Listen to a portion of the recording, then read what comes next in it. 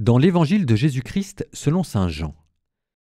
En ce temps-là, après avoir guéri le paralysé un jour de sabbat, Jésus déclara aux Juifs : « Mon Père est toujours à l'œuvre et moi aussi je suis à l'œuvre. » C'est pourquoi, de plus en plus, les Juifs cherchaient à le tuer, car non seulement il ne respectait pas le sabbat, mais encore il disait que Dieu était son propre Père et il se faisait ainsi l'égal de Dieu. Et Jésus reprit donc la parole. Il leur déclarait : « Amen, amen, je vous le dis, le Fils ne peut rien faire de lui-même. Il fait seulement ce qu'il voit faire par le Père. Ce que fait celui-ci, le Fils le fait pareillement, car le Père aime le Fils et lui montre tout ce qu'il fait. Il lui montrera des œuvres plus grandes encore, si bien que vous serez dans l'étonnement. Comme le Père en effet relève les morts et les fait vivre, ainsi le Fils lui aussi fait vivre qui il veut. Car le Père ne juge personne. Il a donné au Fils tout pouvoir pour juger, afin que tous honorent le Fils comme ils honorent le Père. Celui qui ne rend pas honneur au Fils ne rend pas non plus honneur au Père qui l'a envoyé. Amen, amen, je vous le dis, qui écoute ma parole et croit en celui qui m'a envoyé obtient la vie éternelle et il échappe au jugement, car déjà il passe de la mort à la vie. Amen, amen, je vous le dis. L'heure vient et c'est maintenant où les morts entendront la voix du Fils de Dieu et ceux qui l'auront entendu vivront.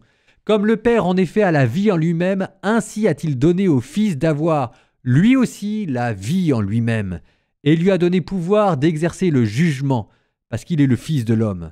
Ne soyez pas étonnés, l'heure vient où tous ceux qui sont dans les tombeaux entendront sa voix. Alors ceux qui ont fait le bien sortiront pour ressusciter et vivre, ceux qui ont fait le mal pour ressusciter et être jugés. Moi, je ne peux rien faire de moi-même. Je rends mon jugement d'après ce que j'entends et mon jugement est juste parce que je ne cherche pas à faire ma volonté, mais la volonté de celui qui m'a envoyé.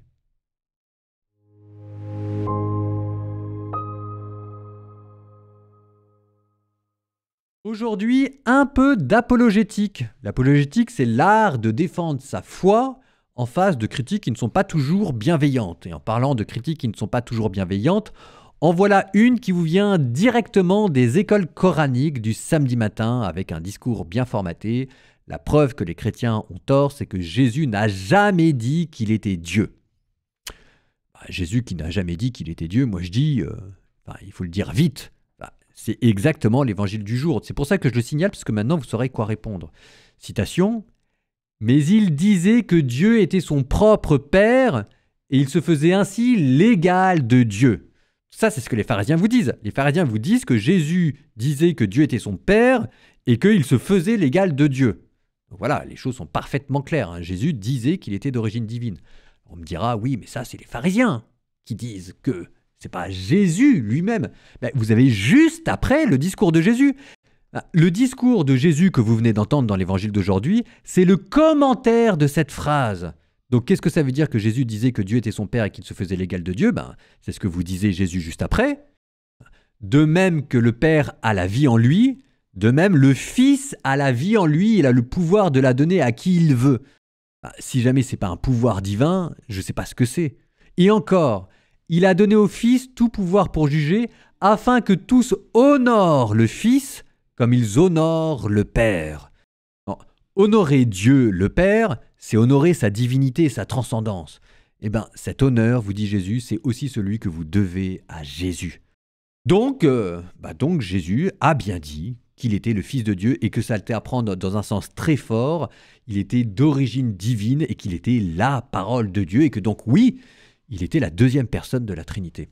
Fin de la discussion, fin du commentaire. Tout ça pour dire que vous avez raison d'être chrétien, vous avez raison d'aimer Jésus, vous avez raison de l'adorer et vous avez raison de vouloir être son disciple. Bon carême tout le monde.